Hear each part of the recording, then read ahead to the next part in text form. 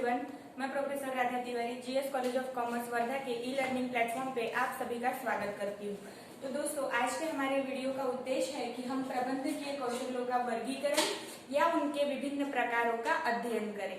जैसे कि आप अगर ये व्हाइट बोर्ड पे देख रहे होंगे तो यहाँ मैंने आपके लिए 7 अलग अलग प्रबंधकीय कौशल लिखे हैं, जिनमें मुख्य ऐसे कौशलों का मैंने यहाँ पे वर्णन किया है या लिखे हैं जो एक प्रबंधक को पूर्ण रूप से या अच्छा प्रबंधक बोल के काम करना अगर है तो उसके लिए ये होना जरूरी होते हैं या उसके पास ये कौशल होना चाहिए। तो सबसे पहला कौशल है तांत्रिक कौशल। अब जैसे कि ये पूरे चैप्टर में हम जो जो चीजें देख रहे हैं वो कहीं ना कहीं बार बार रिपीट हो रही है, लेकिन हर जगह जैसे इसके पहले हमने तांत्रिक कौशल, समय का प्रबंधन, ये सब चीजें देखी है, बट फिर भी अगर हमें एक ऐसा क्वेश्चन का अध्ययन करना है कि जहाँ केवल कौशल्यों के बारे में या स्किल के बारे में ही बात की जा रही हो तो उसका फिर से एक बार हमें अध्ययन करना जरूरी होता है। इसीलिए आज का ये वीडियो है। सबसे पहला कौशल है तांत्रिक कौशल। अब तांत्रिक कौशल क्या है? तो जो नई टेक्नोलॉजी या तंत्र विज्ञान आ रहा है उसके बारे में प्रबंधक खुद पहले अवगत उसने कर लेना चाहिए। वो नई तांत्रिक प्रणाली को, टेक्निकल स्किल को उसने खुद समझना चाहिए और उसके बाद हमारे व्यवसाय में अगर हम किसी चीज का निर्माण करने का व्यवसाय कर रहे हैं तो उस चीज को बनाने के लिए नया उसको हम आकार, रूप, रंग दे सकते हैं। और ये देने के लिए जैसे आजकल हम देखते हैं कि अगर हमें बहुत अच्छे तरीके से कंप्यूटर का नॉलेज है तो हम जैसे अब ये मान के चलिए ये नॉर्मल एक पेन मेरे हाथ में है, अगर इसी पेन को मैं लेके चलूं एग्जाम्पल के तौर पे तो इस पेन की एक फोटो अगर मैं केवल कंप्यूटर पे डालूं तो इसके अलग अलग टाइप्स, इसके अलग अलग रंग, रूप, आकार, प्रकार आपके सामने आ जाते हैं। तो ये कैसे हो रहा है?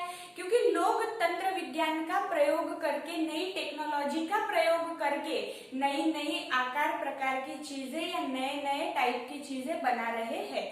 तो फिर जैसे सारे मार्केट में जो चलन है, जो स्पर्धा में हमें टिकने के लिए करना पड़ता है, अगर मैं ऐसे सबसे पहले जैसे मान के चलिए पुराने जमाने में या हमारे पापा या दादाजी जब लिखा करते थे तब शाई मतलब उसमें इंक भरना पड़ती थी और वो पेन आते थे। जो आपने भी मराठी या हिंदी का जब हमें शुद्ध लेखन लिखना होता था तो ज्यादातर बच्चे उसका यूज करते थे, तो आपने भी हो सकता है वो पेन देखा होगा जो इंक का पेन आता था।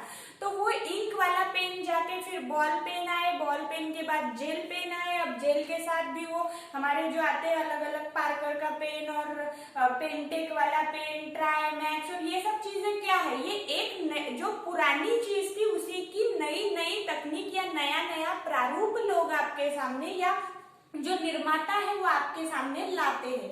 तो ये नया प्रारूप बनाने के लिए या नई तकनीक को प्रयोग में लाने के लिए प्रबंधक के पास तांत्रिक कौशल यानी कि टेक्नोलॉजिकल स्किल होनी चाहिए। उसके बाद है प्रबंधन, समय का प्रबंधन। अब समय का प्रबंधन यह भी एक कौशल बोल के यहाँ हम सीख रहे हैं, क्योंकि अगर मान के चलिए किसी चीज को या किसी काम को करने के लिए एक समय निहित किया गया है, अगर 1000 पेन का प्रोडक्शन 10 दिन में हो जाना चाहिए, ऐसा हमारा जब प्लानिंग हुआ था, नियोजन हुआ था, तब तय हुआ था, लेकिन 1000 पेन बनाने के लिए जो 10 दिन का समय था वो मुझे अब कम पड़ रहा है और अगर मैं उसी प्रक्रिया पर 20 दिन 25 दिन काम कर रही हूँ तो समय का सही प्रबंधन हुआ क्या? नहीं हुआ। ये हम निर्माण के रूप में देख सकते हैं। अगर हम दूसरी ओर इसकी बात देखें कि मुझे कोई आदेश किसी मेरा जैसे हमारे व्यवसाय में या प्रबंधन की प्रक्रिया में श्रृंखला चलती है, जैसे कि उच्च वर्गीय, निम्न वर्गीय, मध्यम वर्गीय, तो ये जो श्रृंखला चल रही है इस श्रृंखला के आधार पे ही पूरा कार्य चलता रहता है। तो सही समय पर अगर जब उच्च वर्णीय या उच्च वर्गीय, वर्णीय नहीं आएगा वहां, वर्णीय, उच्च वर्गीय लोगों ने जब वहां से आदेश नीचे दिया मतलब मध्यम वर्गीय लोगों को दिया, फिर मध्यम वर्गीय से वो सही समय पर जब निम्न वर्गीय लोगों तक जाएगा तभी व्यवसाय की श्रृंखला सही समय पर चल सकती है या सही रूप से चल सकती है। मतलब समय का प्रबंधन, जैसे तांत्रिक कौशल को हमने एक ही कंटेक्स्ट में देखा, बट समय का प्रबंधन हम विभिन्न रूप से इस पॉइंट को लिख सकते हैं या समझ सकते हैं। जैसे सबसे पहला था कि सही समय पर निर्माण होना चाहिए, दूसरा है सही समय पर आदेश जाना चाहिए, तीसरा है सही समय पर आदेश जो हमें मिला है उस पर काम होना चाहिए। ऐसे अलग अलग रूपों में हम को देखते हैं और ये कौशल प्रबंधक के पास होना चाहिए। जैसे कि श्रृंखलाएं हमने देखी, उस श्रृंखला में कार्यरत मुख्य प्रबंधक को समय का प्रबंधन करते आना बेहद जरूरी होता है। इसी के अलावा अगर और हम इसमें, मैंने जैसे कि पहले ही कहा, बहुत सारे एग्जाम्पल्स आ सकते हैं। और अगर इसमें एग्जाम्पल देखें तो जो चीज, जैसे कि मैंने शाई के पेन का आपको एग्जांपल दिया, अगर वो अभी चलन में नहीं है और उसी चीज का अगर हम फिर से निर्माण किए जा रहे हैं या हमारा पिछला निर्माण ही हम अभी तक नहीं चला पाए हैं, तो इसमें हमारा कहीं ना कहीं जो समय का प्रबंधन है ये सही नहीं हुआ, ऐसा भी हम कह सकते हैं। तो समय का प्रबंधन की व्याप्ति थोड़ी बड़ी है, आप अपने हिसाब से इसमें जो चाहे वो पॉइंट लिख सकते हैं, लेकिन इसके लिए वहां एक शब्द प्रयोग जरूर करना है कि प्रबंधक के पास समय का प्रबंधन करने की कौशल होना चाहिए या स्किल होनी चाहिए, और उसके आधार पे आप वहां पे एग्जाम्पल जोड़ सकते हैं। उसके बाद है नेतृत्व कौशल। अब नेतृत्व कौशल क्या है कि जहां हमारे संगठन में या हमारे व्यवसाय प्रणाली में असंख्य लोग कार्यरत है, तो उस व्यवसाय प्रणाली के अंतर्गत काम करने वाले लोगों का नेतृत्व करने के लिए, दिग्दर्शन करने के लिए एक मुख्य व्यक्ति होना चाहिए। तो इसीलिए प्रबंधन के कौशल में हमने नेतृत्व कौशल देखा। अब कुछ लोगों के पास बहुत सारी आइडियाज होती है, उसके पास वो आइडिया पर काम करने के लिए स्किल भी होती है, लेकिन वो राह देखते रहता है कि कोई मुझे ऐसा आके पुश करेगा या मुझे बोलेगा कि ये काम तुम अच्छे से कर सकते हो, और फिर वो मुझे मार्गदर्शित करेगा। तो ऐसे वक्त क्या करना होता है कि प्रबंधक को, वो जो कैपेबिलिटीज रखने वाला व्यक्ति है, मतलब जिसके पास वो क्षमता है, उस व्यक्ति की क्षमता को सबसे पहले पहचानना है और उस क्षमता का प्रयोग करने के लिए ऐसे जो कम, जिनके पास कॉन्फिडेंस की कमी है, ऐसे लोगों का नेतृत्व करने का काम भी प्रबंधक करता है। और प्रबंधक के नेतृत्व के कारण जो व्यवसाय संगठन में काम करने वाले लोग होते हैं उन्हें दिशा मिलती है और एक ही व्यक्ति के अधिकार के अंतर्गत या एक ही व्यक्ति के साथ काम करने का भी वहां पे अवसर लोगों को मिलता है। ये हो गया जिनके पास कॉन्फिडेंस नहीं है या जो कर नहीं सकते, उनकी क्षमता को पहचान के उनसे काम करवा लेने का नेतृत्व। दूसरा क्या होगा, अब यहाँ पर भी हम दो तरीके से अलग अलग देख सकते हैं नेतृत्व क्षमता को, कि दूसरे में क्या आएगा कि जो असंख्य विभाग हमारे अंतर्गत है, उन विभागों का एक नेतृत्व करने वाला व्यक्ति होना चाहिए। जैसे क्रय विभाग, विक्रय विभाग, विपणन विभाग, उसके अलावा भी हमारे संगठन में कई विभाग होते हैं। तो इन विभागों का एक व्यक्ति जो जहां पर मतलब केवल पूरा संगठन अपना जानकारी देने के लिए ना आए, तो क्रय विभाग का प्रतिनिधित्व एक व्यक्ति करेगा, विक्रय विभाग का प्रतिनिधित्व एक व्यक्ति करेगा, वित्त विभाग का प्रतिनिधित्व एक व्यक्ति करेगा। तो ऐसे समय पर भी नेतृत्व वहां पे करने के लिए एक व्यक्ति होना चाहिए, और जो व्यक्ति वहां मुख्य कार्यरत है उसके पास यह नेतृत्व क्षमता होनी चाहिए। मतलब कार्य विभाग के अंतर्गत कार्य करना और विभाग को प्रदर्शित करना, इन दोनों के लिए नेतृत्व कौशल प्रबंधक के पास होना जरूरी होता है। उसके बाद है निर्णय क्षमता। अगर हमारे व्यवसाय पर विपरीत समय आन पड़ा है और उस विपरीत समय से हमें निकलना है या विपरीत परिस्थिति का सामना करना है, तो कौन सी चीज सही है, कौन सी चीज गलत है, इसका सही दिमाग लगा के वहां पर निर्णय लेना पड़ता है। और प्रबंधक जो होगा वो वहां डरपोक होकर नहीं चलेगा कि वो वहां पे निर्णय लेने के लिए डर रहा है या मैं ऐसा कर दूंगा तो आगे जाके क्या होगा। मतलब अगर मुझे शॉर्ट में बोलना है तो मैं बोलूंगी कि उसे परिणाम की चिंता नहीं करनी चाहिए और बेधड़क निर्णय लेने चाहिए, भले ही उसका अंजाम कुछ भी हो। क्योंकि आज भी हम विपरीत परिस्थिति में फंसे हुए हैं, हमारे लिए कोई पॉजिटिव बातें नहीं हो रही, सब निगेटिव ही अगर हो रहा है, तो ऐसे परिस्थिति में सोच समझ के निर्णय लेते आना चाहिए प्रबंधक को, और इसके लिए उसके पास निर्णय क्षमता होनी चाहिए। अब ये हो गया विपरीत परिस्थिति की बात। अगर विपरीत परिस्थिति नहीं है, सकारात्मक सब चीजें चल रही है, लेकिन फिर भी सकारात्मकता को आगे बरकरार रखने के लिए भी भविष्य का विचार करके निर्णय लेना पड़ता है। तो दोनों परिस्थितियों में, मतलब विपरीत परिस्थिति या अच्छी परिस्थिति, दोनों परिस्थितियों में प्रबंधक के पास निर्णय कौशल या निर्णय लेने की क्षमता होनी चाहिए। उसके बाद है संवाद कौशल।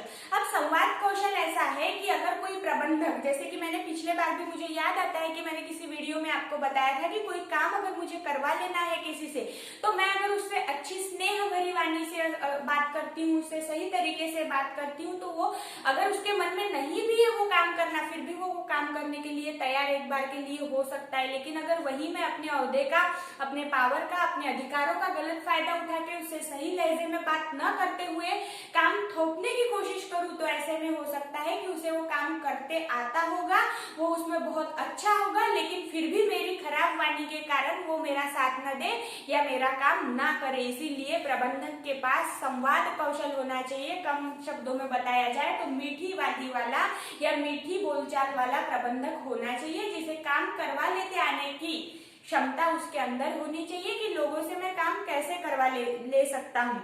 ये तो हुआ प्रबंधक के बारे में कि वो कम शब्दों में ज्यादा काम लोगों से करवा लेने वाला उसके पास कौशल होना चाहिए। दूसरा, संवाद ही ऐसी प्रक्रिया होती है कि जैसे अभी मैंने 2-3 पॉइंट के पहले ही आपको कहा कि श्रृंखलात्मक संगठन है हमारा, तो श्रृंखलात्मक संगठन में आदेशों का जो प्रवाह चल रहा है वो नीचे से ऊपर, ऊपर से नीचे दोनों हो सकता है। जैसे कि अगर मान के चलिए मैं अगर मुख्य प्रबंधक हूँ, मैंने मेरे हाथ के नीचे काम करने वाले एक व्यक्ति को आदेश दिया, तो मैंने उसे आदेश दिया तो संवाद मेरी तरफ से हुआ, प्रवाह मेरी तरफ से उसकी तरफ गया। लेकिन जो आदेश मैंने उसे दिया था, उस आदेश पर काम करने के बाद उसे क्या फलश्रुति प्राप्त हुई या उस आदेश का पूर्ति करने के बाद क्या रिजल्ट्स आए, ये वो मुझे भी तो बताएगा कुछ दिनों के बाद। मतलब प्रवाह उसके पास से मेरे तरफ आया, तो ये चक्रीय प्रक्रिया हो सकती है। आज मेरे पास से चल रही है, कल वहां से आएगी, और ये निरंतर प्रक्रिया है, मतलब चलती रहेगी। फिर वो मुझे बताएगा, फिर मुझे उसमें कुछ कमी नजर आएगी, मैं और उसे कमी बताऊंगी, फिर और वो सही करके आएगा। मतलब ये चलते रहने वाली प्रक्रिया है, निरंतर प्रक्रिया है। ये भी एक हमें ध्यान में रखने वाली बात है कि जो निरंतर प्रक्रिया होती है, उन निरंतर प्रक्रियाओं के लिए हमारे पास संवाद करने का जो एक तरीका है वो अच्छा होना चाहिए। अगर यही पर अब हमारा एग्जांपल लेते हैं कि अगर उसने मुझे जो बात बताई, क्या मैंने ये काम किया, इसके ऐसे ऐसे रिजल्ट्स आए हैं, तो उसमें भले ही मुझे कुछ कमी दिखाई दे रही हो, बट फिर भी मेरा बताने का तरीका उसे ऐसा होना चाहिए कि उसे ये महसूस ना हो कि मैं ये काम नहीं कर पाया, बल्कि उसे ऐसा लगे कि हाँ, ये काम थोड़ा कम सही हुआ है, मैं इसे और ज्यादा अच्छा कर सकता हूँ। तो ये बताने का तरीका होता है संवाद कौशल। उसके बाद है बर्ताव या व्यवहार का कौशल। अब बर्ताव या व्यवहार का कौशल क्या होता है, तो जैसे कि हमने अभी संवाद के कौशल में देखा कि जहां हम किसी व्यक्ति के साथ बातचीत कर रहे हैं या उस व्यक्ति को ट्रीट कर रहे हैं, तो वहां पे हमें उसके साथ बात करने का तरीका, लहजा कैसा होना चाहिए, ये होता है बर्ताव या व्यवहार।